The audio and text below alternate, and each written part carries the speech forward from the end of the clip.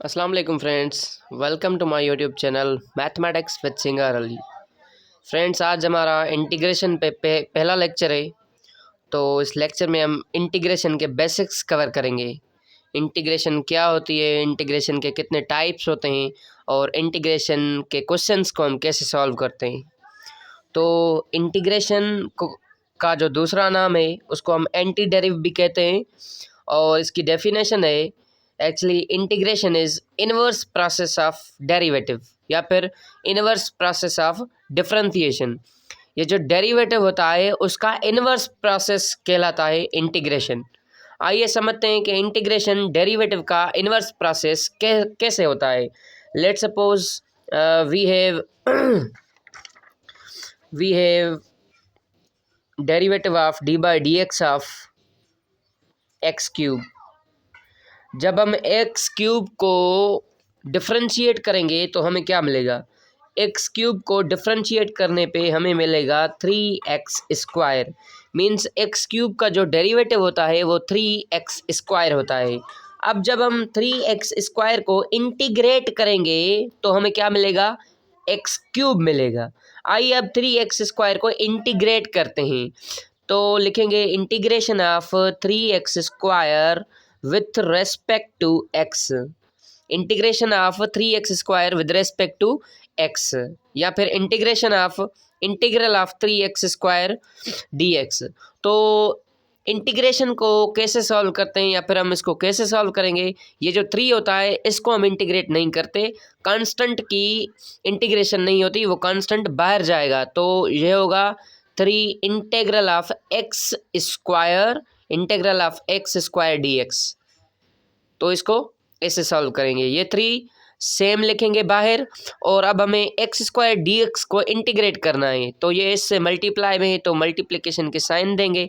और x square को integrate कैसे करेंगे, एक्स स्क्वायर को इंटीग्रेट कैसे करेंगे, इसकी पावर 2 है तो एक पावर बढ़ा देंगे और जो न्यू पावर बनी वो डिवाइड करेंगे, उसके बाद कांस्टेंट ऑफ इंटीग्रेशन लगाएंगे। क्या कहा, ये 3 सेम लिखा, उसके बाद ये जो एक्स स्क्वायर था इसकी एक पावर बढ़ा दी, मीन्स 1 इसमें ऐड करना है।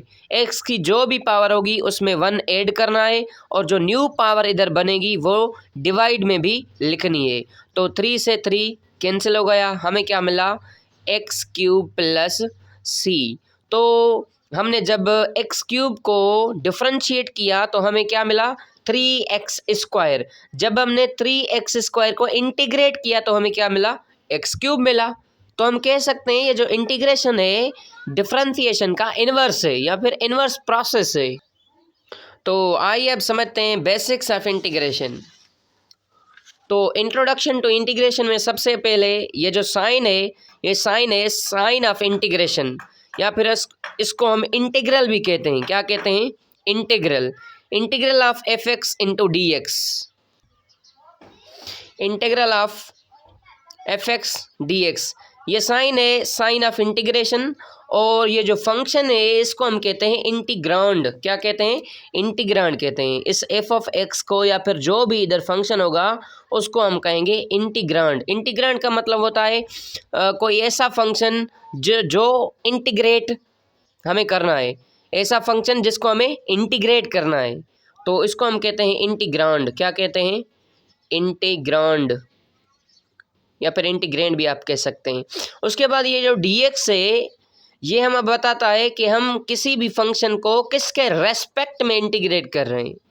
ये dx हमें बताता है इस फंक्शन को हम किसी भी फंक्शन को हम किसके रेस्पेक्ट में इंटीग्रेट कर रहे हैं। तो ये क्या है, ये बताता है हम किसके रेस्पेक्ट में इंटीग्रेशन कर रहे हैं। विद रेस्पेक्ट टू एक्स हम इंटीग्रेट कर रहे हैं। तो आइए अब समझते हैं, चलते हैं टाइप्स ऑफ इंटीग्रेशन की तरफ। तो बेसिकली इंटीग्रेशन के 2 टाइप्स होते हैं। पहला टाइप है डेफिनेट इंटीग्रेशन और दूसरा है इनडेफिनेट इंटीग्रेशन। तो डेफिनेट इंटीग्रेशन में हमें लिमिट्स दी गई होती है, लिमिट्स दी गई होगी, इधर जैसे लिमिट दी गई है फंक्शन को जब हम इंटीग्रेट करेंगे उसका कोई ना कोई आंसर आएगा, उसके बाद उस आंसर में हमें x की वैल्यू पुट करनी होगी 0 से 1 तक। और ये ट्रिग्नोमेट्रिक फंक्शंस में हमें π/2 से पाई से मिली हुई होगी हमें लिमिट, या फिर 0 से पाई तक कोई भी हमें लिमिट दी गई होगी। इसको हम कहते हैं अपर लिमिट, इसको कहेंगे लोअर लिमिट।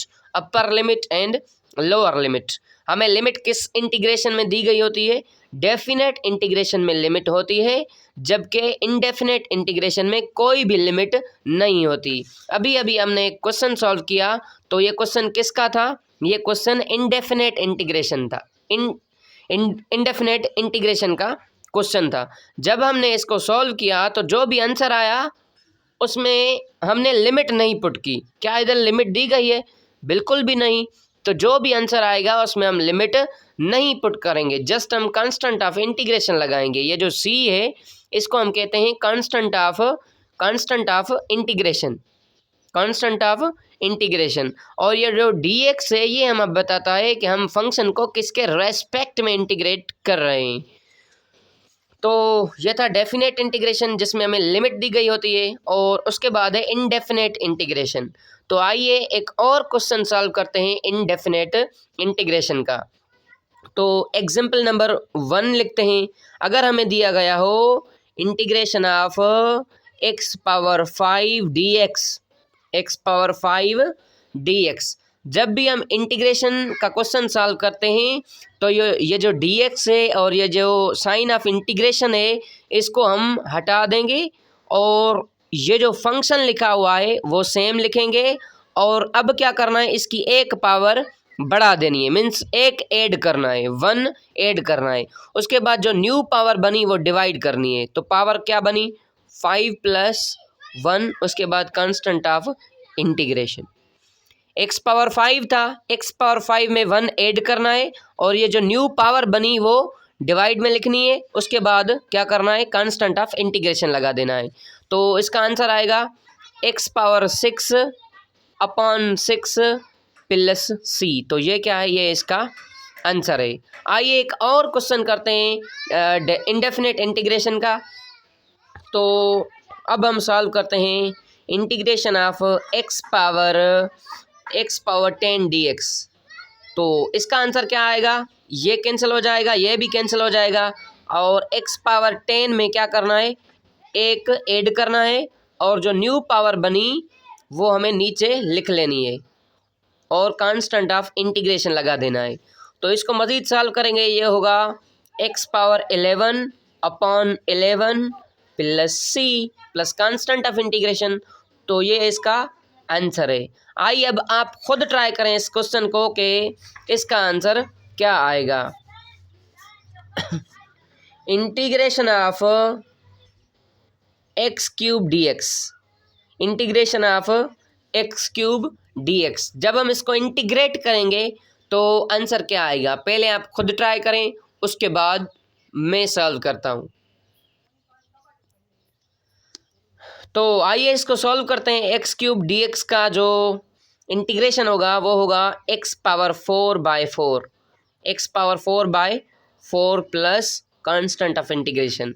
क्योंकि जब हम इंटीग्रेशन सॉल्व करते हैं, ये जो इंटीग्रेशन का ऑपरेशन है मीन्स dx है, ये कैंसिल होगा, और ये साइन भी ख़त्म कर देंगे। ये जो फंक्शन है इसकी पावर ऐड करनी है, और जो न्यू पावर बनी उसको हमें नीचे लिख लेना है, और उसके बाद कांस्टेंट ऑफ इंटीग्रेशन लगा देना है। तो ये इसका आंसर है। आइए एक और इंटीग्रेशन का क्वेश्चन सॉल्व करते हैं। Integration of 2x⁻2 into dx, 2x² dx, इसको हम इंटीग्रेट करते हैं। तो आपको पता है कि कांस्टेंट की इंटीग्रेशन नहीं होती, कांस्टेंट को हम बाहर भेजते हैं, और जो फंक्शन है वो सेम लिखेंगे, x² dx। अब हमें x² की इंटीग्रेशन करनी है, तो 2 सेम लिखेंगे, उसके बाद मल्टीप्लिकेशन की साइन लगाएंगे। तो x² की इंटीग्रेशन क्या होगी? x³ डिवाइडेड बाय जो पावर बनी वो इधर लिख लेनी है, प्लस कांस्टेंट ऑफ इंटीग्रेशन। तो ये होगा 2x³ upon 3 plus C is the answer. I hope कि आप समझ गए होंगे how to integrate the function. Integration क्या होता है, आइए अब एक बेसिक सा रिकैप लेते हैं। तो बेसिकली इंटीग्रेशन इनवर्स प्रोसेस होता है डेरिवेटिव का या फिर डिफरेंशिएशन का, और इंटीग्रेशन का दूसरा नाम है anti derivative. Anti derivative, anti derivative बता रहा है कि ये डेरिवेटिव का क्या होगा, इनवर्स होगा। Means integration means inverse process of derivative या फिर इनवर्स प्रोसेस ऑफ डिफरेंशिएशन। तो ये जो साइन होती है इसको हम इंटीग्रल भी कहते हैं या फिर साइन ऑफ इंटीग्रेशन भी कहते हैं। और ये एफ ऑफ एक्स एक फंक्शन है जो इंटीग्रेट होगा, जिसको हम इंटीग्रेट करेंगे। और ये जो डी एक्स है या फिर इधर कोई भी वेरिएबल आएगा, वो वेरिएबल हमें बताएगा कि हम इस फंक्शन को किसके रेस्पेक्ट में इंटीग्रेट कर रहे हैं। ओके, तो आइए अब चलते हैं टाइप्स ऑफ इंटीग्रेशन की तरफ। बेसिकली इंटीग्रेशन के दो टाइप्स होते हैं। पहला टाइप है डेफिनेट इंटीग्रल या फिर डेफिनेट इंटीग्रेशन, दूसरा है इनडेफिनेट इंटीग्रेशन। डेफिनेट इंटीग्रेशन में हमें लिमिट दी गई होती है और इनडेफिनेट इंटीग्रेशन में हमें लिमिट नहीं दी गई होती। तो ये हमने कुछ क्वेश्चन सॉल्व किए। आइए अब आपको कुछ क्वेश्चन देता हूँ जिसका आंसर आप कमेंट सेक्शन में ज़रूर दें। तो पहला क्वेश्चन है आपके लिए, integration of x power 100 dx, इसका आंसर क्या आएगा। और दूसरा पार्ट है integral of 100x power 99 into dx।